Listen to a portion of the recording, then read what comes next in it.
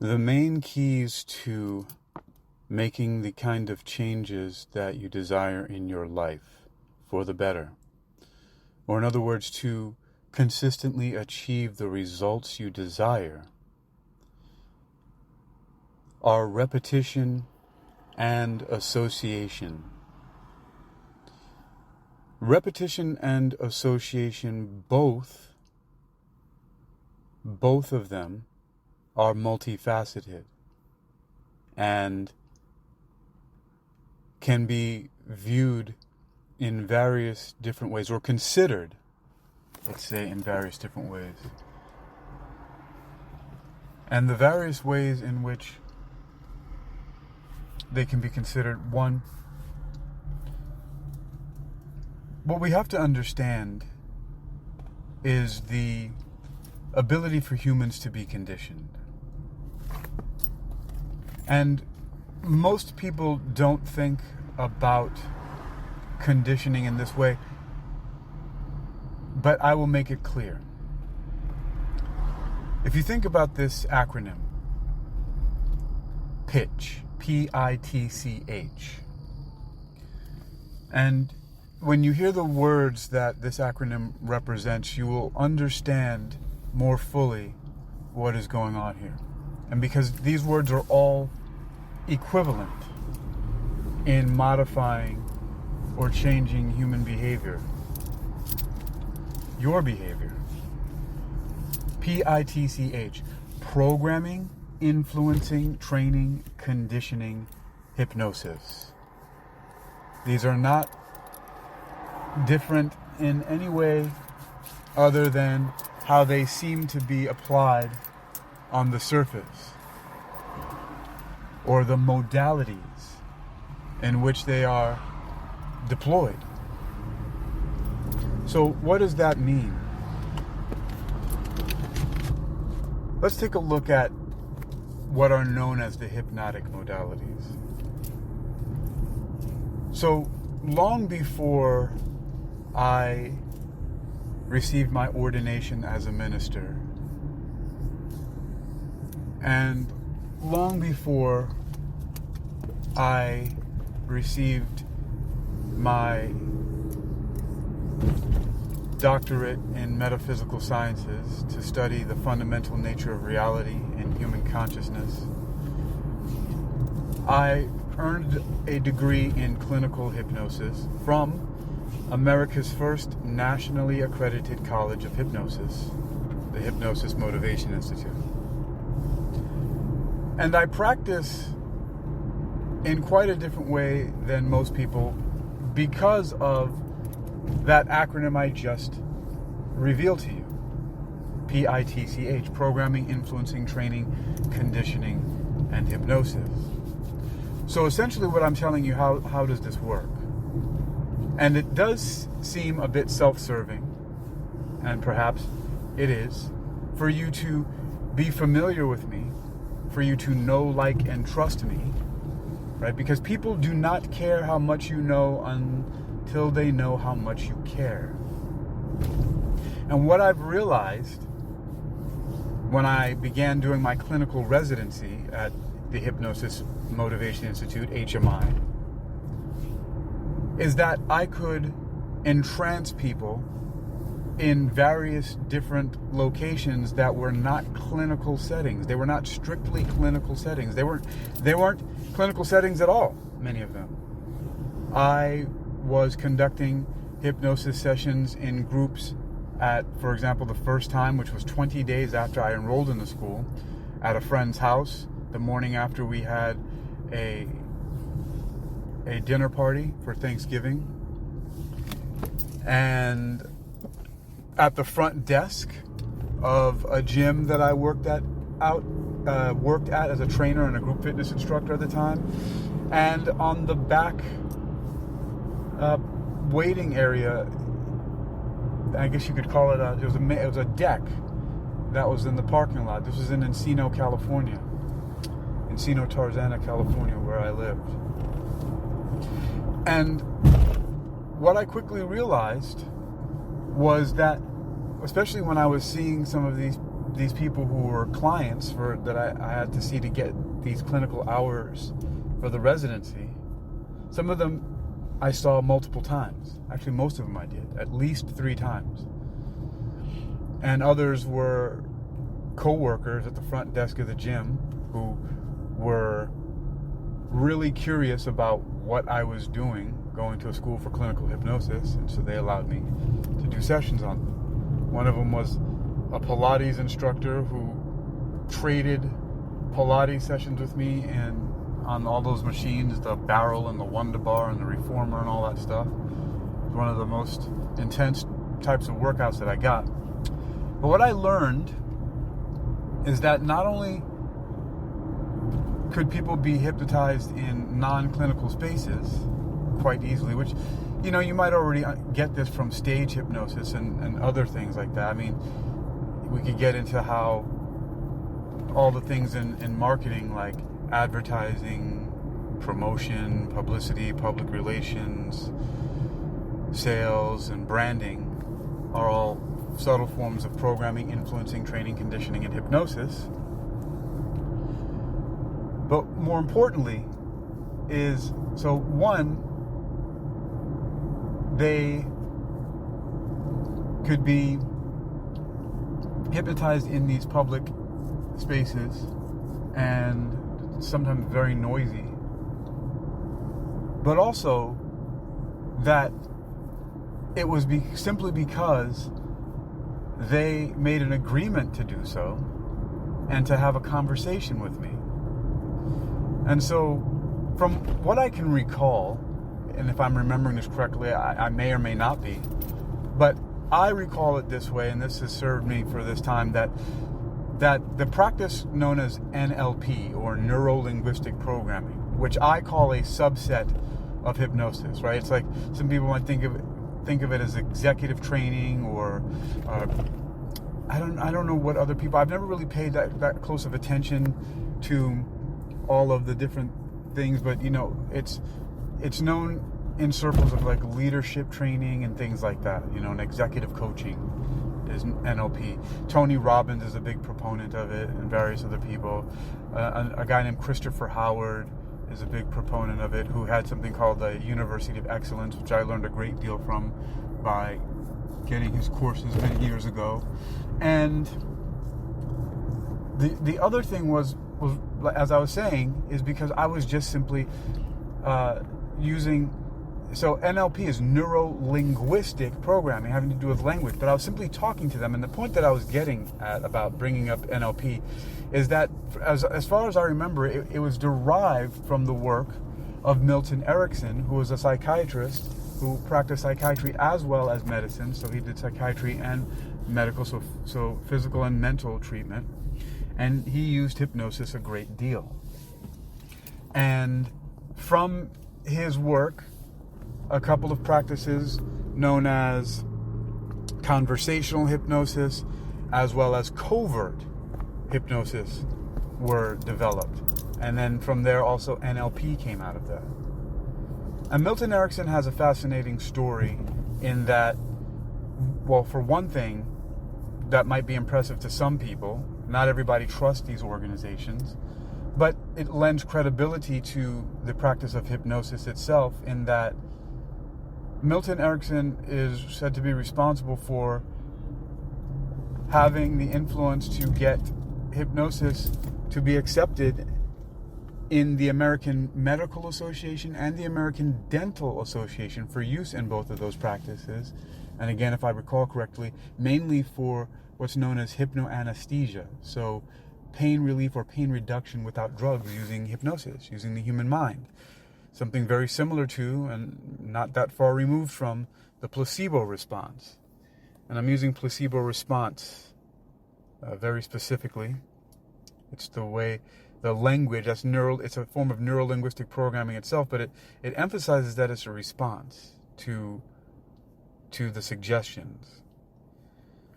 And so Milton Erickson had polio and suffered from post-poliomyelitis, which causes severe disability, the inability to walk, and, you know, muscular weakness and things like that.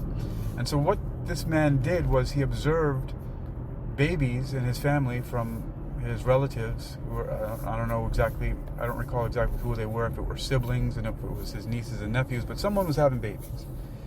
And what he did, for some reason, he was astute enough and aware enough and somehow was inspired, because that's really what it is to think about something like this. He was inspired to have the idea to observe the babies in the family learning how to walk.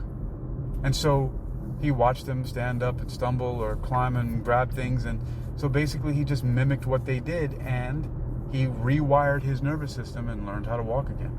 So this man's very influential, no wonder, right, into conversational hypnosis, covert hypnosis, and neuro-linguistic programming. And so he did some pretty amazing things. And from that understanding, right, so I'm giving that background because I came to a similar understanding that not only is conversational hypnosis possible to affect lasting changes, whether they be incremental or seen as almost immediate, but also that they can be done anywhere, as long as the person has the desire and the motivation to change. Why is the school called the Hypnosis Motivation Institute, right? We're known as, so hypnosis is a behavioral science, and we can be considered professional belief system enhancers, those of us who are clinical hypnotists, certified hypnotists, or master hypnotists like myself. And we operate as professional belief system enhancers who use suggestions to affect incremental change, and as I said before, sometimes immediate change, within the scope of practice of vocational and avocational motivation and self-improvement. And this should say something, that we are, motivation and self-improvement, that's what we're using it for. We're not using it for medical and psychiatric conditions. I mean, there are cases that we can, but that requires the supervision of a medical doctor who signs paperwork, and we're working complementarily with a physician or a psychiatrist or other mental health professionals like psychologists, just to name a few of them. But the fact that it can work with medical and psychiatric conditions, as demonstrated by Milton Erickson, and that it was accepted by the American Medical Association and American Dental Association for pain relief, amongst other things, right, demonstrates its validity, that it can be used, and what I'm talking about. And so, in addition to, I love acronyms. They're really great. They're mnemonic devices. They help to hypnotize the learning into me, if you will, if you can understand what I mean by that, right? It helps it to become a working memory and useful with mnemonic devices. So I also developed, from my experience and from this understanding that I had when I started realizing that these things could happen, I developed what I call PACT. So like pitch is an acronym for to let you know all the various different things that actually are hypnosis, but they use different modalities. And I'll get into the modalities. I went around that before, but I'll talk about the modalities in a moment. But PACT, PACTS, is personally attuned conversational transformation sessions. So I will sit with people at cafes, at a park, on a walk, anywhere, and basically talk them into changing, right? But it's with their permission and their permission only. And that's how it works. When you have an agreement with somebody, you can motivate them into self-improvement. And so, back to pitch, as I was suggesting before that I would get to, PITCH, programming, influencing, training, conditioning, and hypnosis. These are all different, they're all the same thing. They just use different modalities. And what's a modality, right? So let's look at the 3 hypnotic modalities, right? What are known as the 3 hypnotic modalities. They are, number 1, has 2 ways you can think about it: authority and one-upsmanship. So that is somebody who has a title that you respect, or somebody wears special clothes or has badges or certifications, or things like that. And so, or is in a government position, right? It's titles, authority. They might have, even a lot of times people, in this world, like for example, in the dating and relationship landscape, a lot of people give authority to people who they think are really good looking, and they somewhat defer to them. A lot of times they don't know that they're doing that, but I think a lot of people actually do. I might take that back because of how timid people are in approaching attractive people who they're attracted to, because of a fear of rejection. That's giving authority, that fear, which I have a whole thing about fear and authority and stuff like that, which I'm not going to get into now because it's a little bit too much for this monologue. But as we can see, so the modality, the first one is authority one-upsmanship.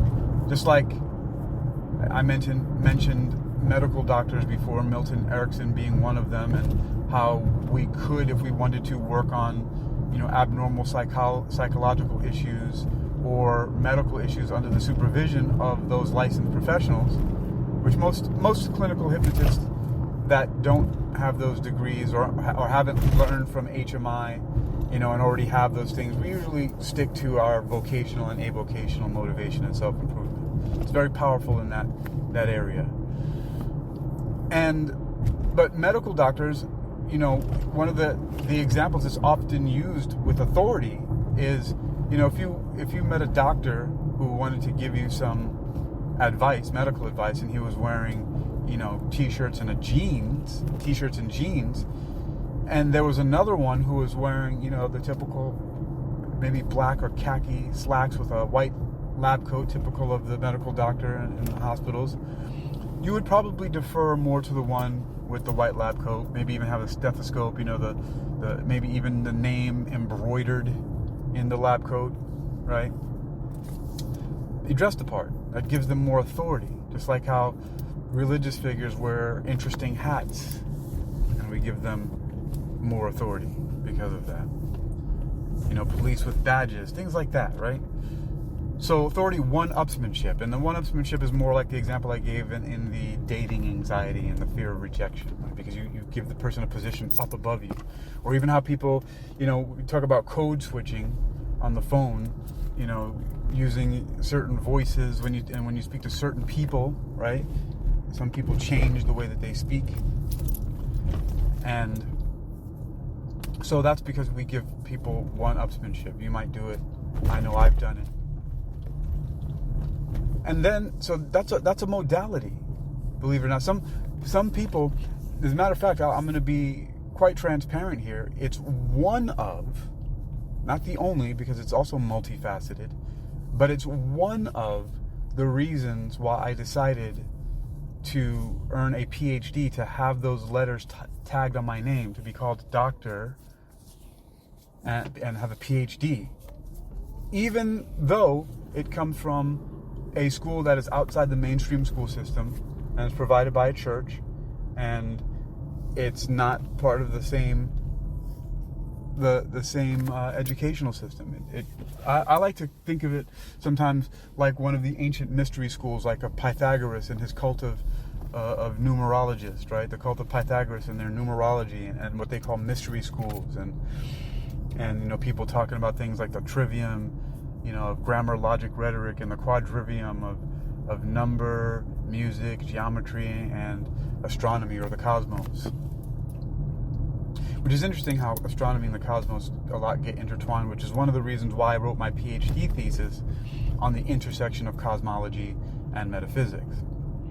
But back to, this idea that's one of, like I said, it's multifaceted. A lot of things are, just like how I mentioned earlier that repetition and association are multifaceted as well, and I'll touch on that in a moment. And so, but that's one of the reasons for the PhD. Now there's a second hypnotic modality, and what I'm asking you to think about here is how these hypnotic modalities, how do they relate to programming, influencing, training, conditioning, and hypnosis? Automatically when you think of authority and one-upsmanship, you think of influencing, right? Maybe even conditioning, which is one of the first things I talked about, is conditioning. We get conditioned and influenced by authorities. And so the second hypnotic modality is spoken about or labeled in 3 different ways, and it's translogic, paradigm, and doctrine. And recently, I've gotten some really interesting and powerful examples of translogic, which is short for transitory logic. I mean, it just has to make sense for a short period of time so that the information is accepted, right, in an authoritative way, because information can act authoritatively when we think, oh, that sounds right, so it's related in some ways. And one of the examples that I've heard in recent times is when there's celebrities talking about how there's a certain drug that's used for weight loss, and they say, it's not a shortcut, it's science. Well, what they're doing is shortcutting your thinking, your critical thinking, which is, like the critical filter that either rejects or allows things to pass into the subconscious mind. Now, that upon further examination, you'll find that this doesn't really make that much sense. Like, just because something is science does not mean it's not a shortcut, right? Just like earlier today, I heard a woman who goes by the name online Glucose Goddess, and I don't know how she uses that term. I know she speaks French, but she said something today that I have been saying for years. I'm sure I'm not the only one. I'm not claiming to be the only one. A lot of times people want to take credit, like it was me first, right? I said it first. That's not what I'm saying here. It's just that I relate to that sentiment, that understanding. And it's how, like in food labeling, for example, people will say things like all natural, as if something being natural in and of itself makes something safe. And she gave some examples because she was talking about sugar. She's known as the Glucose Goddess, right? And how in France they said, remember, one of the advertisements, it was in French, she said it in French first and then translated it. She remember that sugar is a plant, right?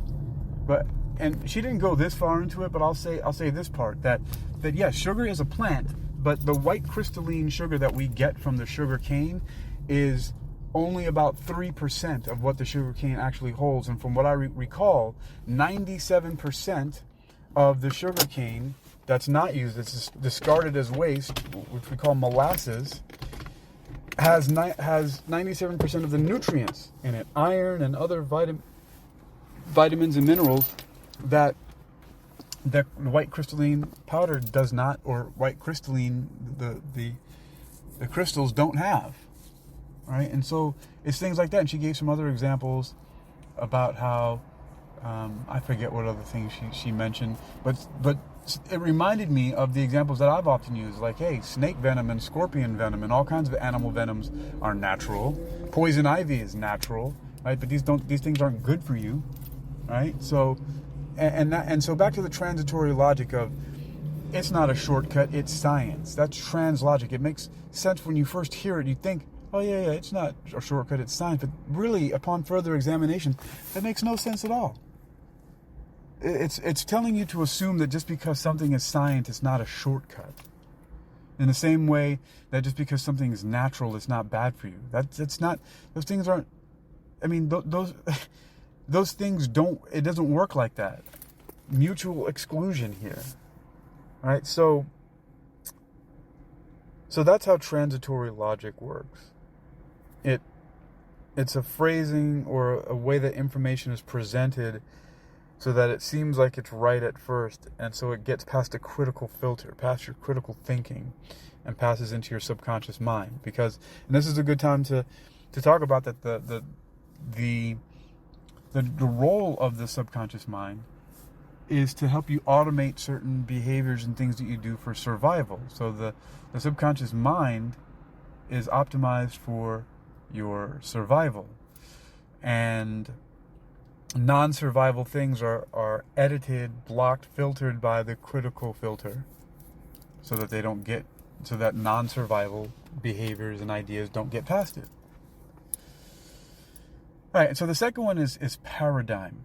Now, I often relate paradigm to the word Zeitgeist, which is German Zeit is times, Geist is ghost, right? Which literally translates, though, or the way we translate it is the spirit of the times. I actually did some close work with something called the Zeitgeist movement that was founded by Peter Joseph. I actually performed a song of mine called Killing Machine at the 4th annual Zeitgeist Media Festival in Los Angeles, across the street from Tower Records, at a place that used to be called the Palace, which, interestingly enough, years before it changed ownership or changed branding or whatever, I used to work there as security with my older brother in LA. And then, and I lived right down the street from it. But Zeitgeist, the spirit of the times, it's kind of like, well, not kind of like, it is what everybody's saying, It's trendy, right? It's the things that are trending. It's the things that a lot of people are talking about and a lot of people are doing. It's the fads, right? It's the keeping up with the Joneses. It's like, you're not hip and cool if you're not doing this, right? And that's the paradigm, or like everybody knows that, or people say it's common sense, right? So many things that, that people think that everybody should know, and that these are the way that things are done. One of these kind of paradigms I enjoy from the book Rich Dad Poor Dad by Robert Kiyosaki is the old, go to school, get good grades, go to college, graduate, get a degree, get a good job, earn some money, work your way up the corporate ladder, buy a house, get married, have some kids, and then retire, and just wash, rinse, repeat that old boring, normal thing, which is not wrong. It's just not for everybody. But the way the system that we live in seems to want to squeeze everybody into that behavior, and says that's what you do. I mean, it's might be safe and secure, but another thing that I believe Robert Kiyosaki says is that, if you want security, go to prison. We don't need safety. We want freedom.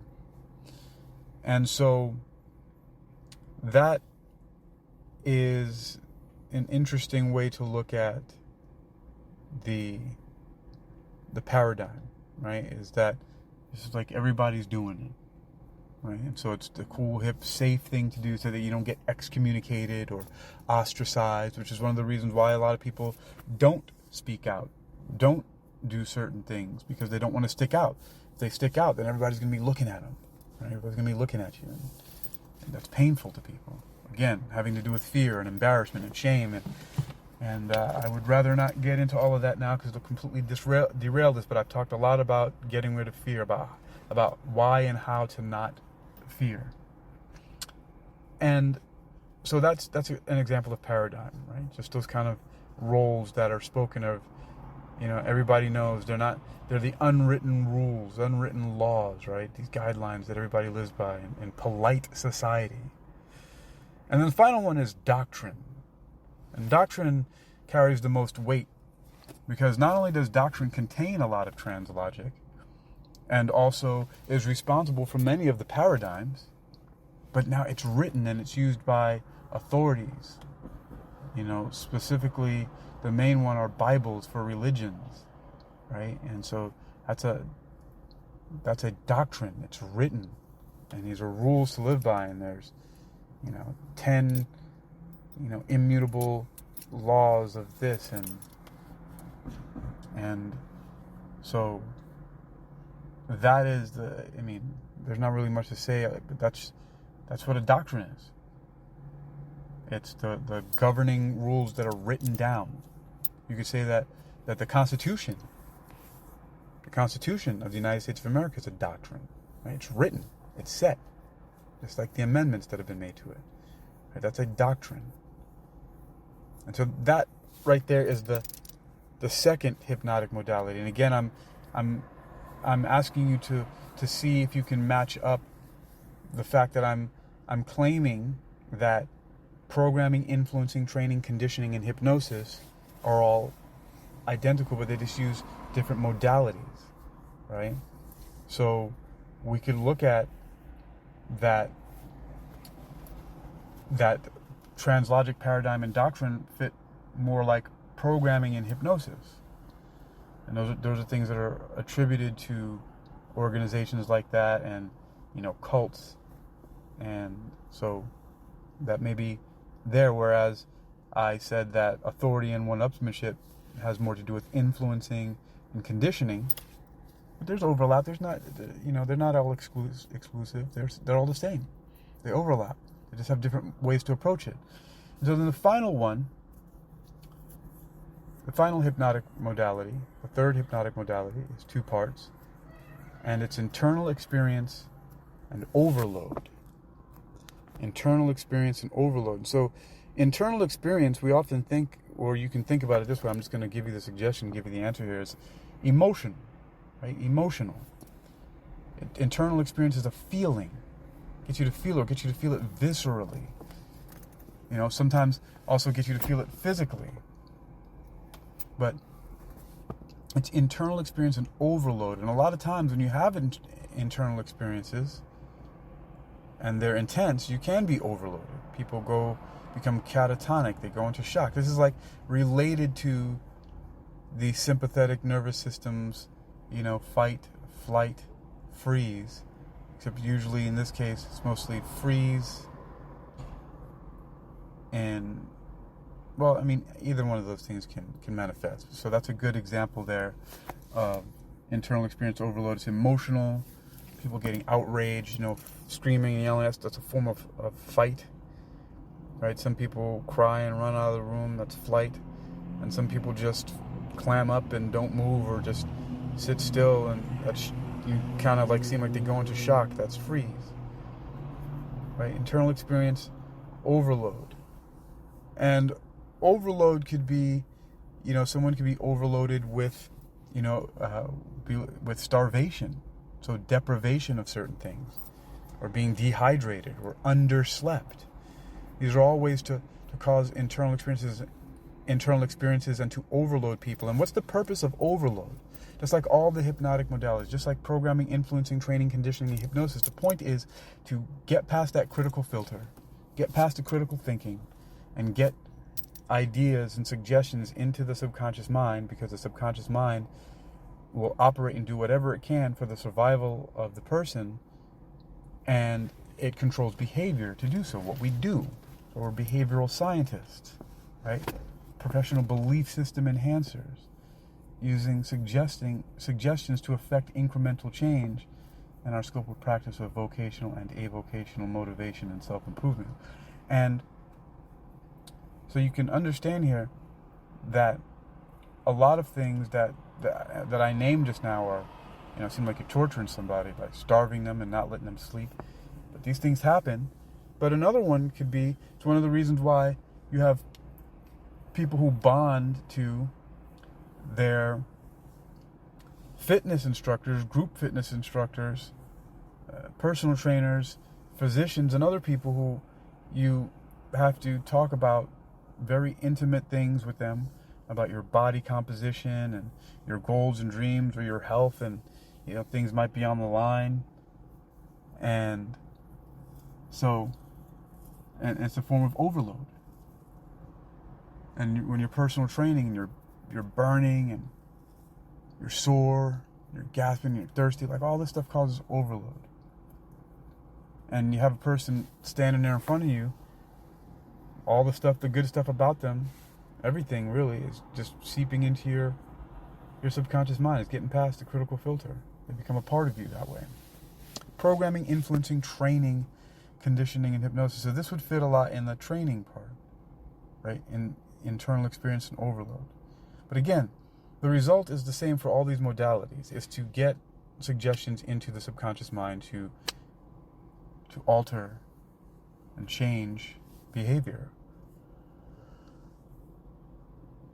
That is what the behavioral science is for, to affect those kind of changes. All right. So now I opened up by talking about that this is, repetition and association are the main ways, we call them laws of self-hypnosis and hypnosis, to affect change. And repetition also is multifaceted. And so it's this idea, see, you don't just make contact once. As I was talking about earlier, that many of my clients that I was seeing during the clinical residency, I was seeing them at least a minimum of 3 times. So it's over and over again. And not only that, I was giving them recordings, audio recordings. I had a CD burner, so I was recording and then burning CDs for them to take home with them. I've upgraded since to sending people files. And in accordance with PACT's personally attuned conversational transformation sessions, the P also stands for publicly attuned conversational transformation sessions. It's a large part of, again, what I talked about, all those things in marketing. Whenever you're getting messages out, you're broadcasting. Personally attuned is a one-to-one communication. Publicly attuned is one-to-many. Well, I've been doing it in this way for so long. Okay, and so now repetition, the key, and as I was saying before, it's kind of self-serving, but what I was getting to was that you become the sum total of the 5 to 7 people you spend most of your time with, and a new term for me has been parasocial relationships, meaning the people you begin to know, like, and trust because you repeatedly consume their content. And so if you want to make changes in your life for the better, you would find somebody like myself. I'm not going to be bashful about saying so, but there are many people that have great information, but you would listen to their content over and over again because there's so much other content in the world that pulls you every which way. This is, we call this like living by default, especially for those of you who are like me. I'm a somnambulist. I'm highly suggestible. Somnambulist means sleepwalker. I realized that I was a sleepwalker on my first day of classes at the Hypnosis Motivation Institute on November 4th of 2004. Yes, I remember that date when John McCarthy, who interestingly enough also is one of the head instructors for the neuro-linguistic programming class, asked for volunteers to demonstrate a hypnotic induction, which means showing how to lead somebody into a hypnotic state, to induce it to them in front of the class. I raised my hand. I was sitting in the front. He went through the whole pattern, relaxing my body from head to toe, and then arm levitation, lifting and rising, higher and higher, lighter and lighter, just as light as a feather. Counted me in, 5, 4, 3, 2, 1, 0, deep sleep, and each and every time I say deep sleep, with your permission and your permission only, you go quickly, quietly, calmly, and deeply, and your physical body will relax. And then he counted me out, 0, 1, 2, 3, 4, 5, eyes open, wide awake. 0, 1, 2, 3, 4, 5, eyes open, wide awake. And when he did that, I had realized that the deep sleep that I went into, and when I came out, when he counted me out, that I had mostly been in that deep sleep, just walking around life, just hyper suggestible, just absorbing all this information from around, just willy-nilly by default. And so that's why I was just pulled every which way and confused. And it's taken so many years for me to start fixing that. I'm still cleaning out house because I didn't have very many positive role models around me, or very well directed ones in front of me to give me direction. And my guidance counselors in school and my so-called friends and other peers didn't share the things with me that they were doing. Like, they didn't encourage me to go to college or to take these extracurricular classes or anything. They were just happy just to see me basically be this jock, metalhead, somewhat of a nerd clown, and didn't really help out. I mean, I guess, and that's what happens when you grow up in different kind of neighborhoods and different kinds of environments. It's why it seems like some people just have it easy, but I've noticed it over time. It's because of parenting and the things that parents pass on to their kids. And my parents just didn't have the capacity. They didn't have the know-how. They didn't have the experience. They weren't doing the things that other parents were doing. So they couldn't possibly pass it on. They tried. My mom, go to school, learn as much as you can, get your grades, graduate. But, there was only so much she could do. Working so much. So now, this is the thing here about why this is so important: repetition. What you immerse yourself in, like when you go into the ocean or a pool and you get into water above your head, you're immersed. Water is on all sides of you, and so you need to choose, right, your parasocial and other relationships. And that could be books, it could be videos, movies, anything that you're constantly consuming. It will dictate the outcome of your life in many, many ways. So we have to be careful to curate these things. And so the other thing is association. And repetition is the frequency, right? And I suggest a high frequency, that the more often you can contact information over and over again, the better it will be, the stronger, the quicker the results you will get. But then it's association. What are you associating these things with? And that comes with the internal experience, right? How is it making you feel, as well as where is the information coming from? The authority, right? Does it have authority with you? Does it hold weight with you? And those are very related, because a lot of times the authorities and the one-upsmanship is related to how we feel, right? And depending on how we feel, we'll pay more attention to what's repeated to us, those messages of translogic paradigm and doctrine. So these things are all related, the hypnotic modalities as well as repetition and association. And so, but repetition really is key. But we also have to know that it's not just the repetition of consuming information. A really good rule of thumb is to practice as much as you possibly can. So when I taught English overseas, I learned about, and getting my certification for doing that, to teach what was called, I got a TESOL certificate, which is Teaching English to Speakers of Other Languages, TESOL. I learned about the 4 basic language skills. And if you listen to this, you'll notice something. The 4 basic language skills go in this order: listening, speaking, reading, and writing. And listening, speaking, reading, and writing. If you don't notice, what I'm getting at here is that it's input, listening first, right? Then speaking. It's like you repeat it. You listen and you reproduce. Would be better, right? So listening and then speaking. So you hear it, then you say it. Then reading, you look at it, and then you understand how the letters are formed and the words are formed, and then you write it. Now, it's not strictly always just in that order, but that's usually the best way to teach another language of any kind: to listen, to speak, to read, to write. That's why my strongest skill in Putonghua, or Mandarin, right, or Zhongwen, as it's also called, is I'm better. I'm really good. I can understand a great deal of it. I speak a little bit less, but they're kind of equal, because of the listening and understanding I get to reproduce. The more I hear stuff, the more I'm able to speak it. And then the reading I'm okay at, and then writing is just, it starts to fall off there. Right? So, listening, speaking, reading, writing. And I have my own acronym that was derived from a recording I heard of a famous motivational speaker named Jim Rohn. I listened to a recording of his that was given to me by a really great teacher who recruited me into a network marketing company at the time. I don't really do much. I don't do any network marketing at all. But the way that this person, who I was on his team, I was downline to his downline. I don't know if you know that lingo, but either way, like, somebody that he recruited me. But he was a real leader.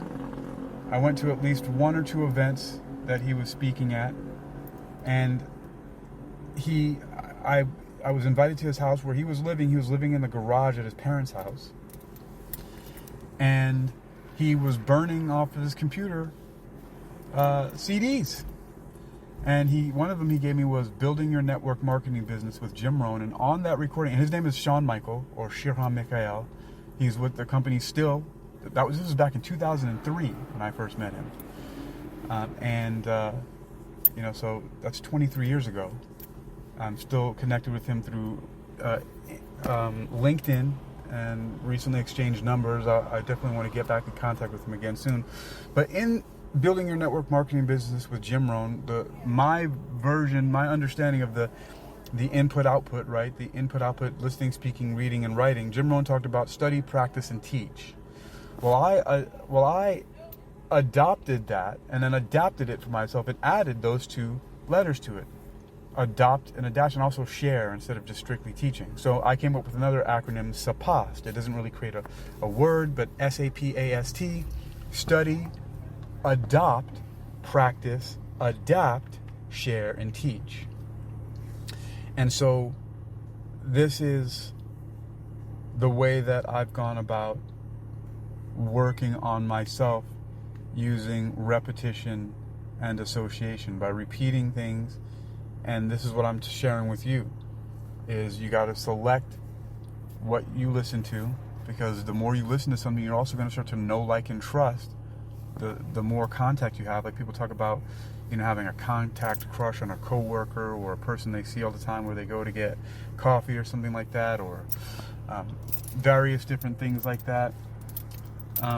People that you see often, classmates, you become familiar with them, right? The word family, familiar, right? And a lot of times people, it's misused often, the phrase comfort zone, but it's really often not a comfort zone. It's usually a familiarity zone, which is why people stick to a lot of things that they do. It's because they're familiar with it. Even if the thing that they're familiar with, and I know this very well about myself, even if the thing that they're familiar with is causing great discomfort or difficulty and even pain in their life, they do it because it's familiar. Because we all have these parameters, these limits that we won't go above or beyond. If we go below, or we won't go above or below, I should say. If we go below certain things, we'll scramble to get back. And I'll use, finances, for example. Like if you're used to earning $100,000 a year, well, let's just break it down day by day. Like I know this from, for example, working in film and TV and doing props and special effects in the art department, and doing gig work and other freelance and independent contractor work that oftentimes you get paid by the day. Sometimes you get paid that day. Sometimes you get paid right after you finish a task, right? So let's say if you're used to making $200-300 a day, and then one day you go, let's just use the number 300, and one day you go 250 or even 200. Well, you might be scrambling by the end of that day to try to get up to that 300, or the next day you might overcompensate to add that extra $100 to $50 to $100 to make sure the numbers even out for you. And sometimes if you go past it, or if you find yourself going past it, if you go a little past, you'll stop right away, even if you have more time that you've designated for that day. And you let's say you reached your 300 in the first 3 hours, and you've given yourself 6 hours to work that day. You might just stop after 3 hours because you've reached your goal. Now, there's nothing wrong with that. There's not even really that big of it. I mean, if you have a goal and you know that it's going to serve your life and you can have more time, then by all means, you should have more time. That's one of the things that I really, really, really value, is having time to do things that are all my own and just have time for myself. Fortunately, a lot of things that I do are, and that I enjoy are in metaphysics, music, and martial art. And that's my ikigai. These are things that I love, but that I'm also really good at. So it's my passion that I love, and the world needs it. So it's my mission, but I'm really good at it, and I can make money from it. So it's partly my profession as well, and the world needs it, and I can make money from it. And so it's my vocation, right? And so remember I talked about vocational and avocational motivation and self-improvement. Well, metaphysics, to me, that's what I'm talking about here. It's like your parasocial relationships, what you know, like, and trust, what you're repeatedly listening to, reading, or watching through whatever way you can get your media, right? To me, that's my metaphysics. It's the research and the study of science, philosophy, and spirituality. And that's what I do all day long, and I have a passion for it. Like, I really love it, and I'm good at it. It's like speaking about these hypnotic modalities and repetition right now. I was driving the first part of it. I just stopped, I don't know how many minutes ago, but this is all coming off the top of my head. This is my stream of consciousness. And so my point here is that the other things are music and martial arts. In martial arts, I teach healthy living and self-defense, right? That's part of what I do. That's my mission is I really love martial arts and healthy living, nutrition and all that, right? But the world needs it. The world needs it. So it's my mission. But not only does the world need it, I can earn money from it. So it's also my vocation. But I'm good at it, and I can get paid for it. That's why it's my profession as well. And so all of this stuff I've developed because I've repeatedly done this stuff for over the years, for 30 years now. When I go back to even just the fitness training, when I first started doing that as a profession, because I'm really good at it and can get paid for it, and I was getting paid for it. And the world needs, healthy living and self-defense training. So, and I could also get paid for it. So it's also my vocation. You see how all these things fit together, but this is what I've been doing all the time, is I've been repeating these things that have become my ikigai, because I've associated them with positive feelings, of feeling satisfied, of feeling vindicated, of feeling, accepted, that erased my insecurities, of feeling confident, of feeling like I'm constantly being able to improve, that I'm striving to do something, that I was also impressing people, right, with the martial arts and stuff like that, the music, all eyes on me, look at me. It was great to get all of that attention. But now we know from influencing, right, from influencers, we live now in the attention economy. And all of this is fine and good. I just continue to say that it depends on, you have to filter what you're doing. That's why I'm talking about this. It's like, what do you have on repeat? Who do you know, like, and trust? Who are you familiar with? You need to curate that selectively, because that's what's going to program, influence, train, condition, and hypnotize you. And so you can be very selective about what it is you have on your repeat cycle, because it's definitely going to influence your behavior. So if you want to consistently achieve the results you desire, you have to curate your input based on that. And that's really what I've been developing. This talk here, this is really about my Institute of Metaphysical Hypnosis, because I've also realized in my consciousness studies and the fundamental nature of reality that ultimately what a lot of people are calling metaphysics, which is overlapping with the paranormal and the supernatural, a lot of it simply has to do with programming, influencing, training, conditioning, and hypnosis. These are just all ways that people are perceiving things, right? Consciousness. And people are perceiving things in a similar way and having similar ideas and similar feelings. And also IMH, the Institute of Metaphysical Hypnosis, is a play on the lettering of HMI, the Hypnosis Motivation Institute, where I graduated in 2006 with my degree in clinical hypnosis. And so this is where we can come together on this understanding and realize that in this attention economy that we have to vote with our attention. As it's been said before, you vote with your dollar, right? The things that you pay for, you're encouraging different organizations that create different companies, different businesses that produce what you're paying for, you're funding them to make more of it. And so you have to, you vote with your dollar. You pay attention to that which you want more of. That's how you support the various creators these days, right?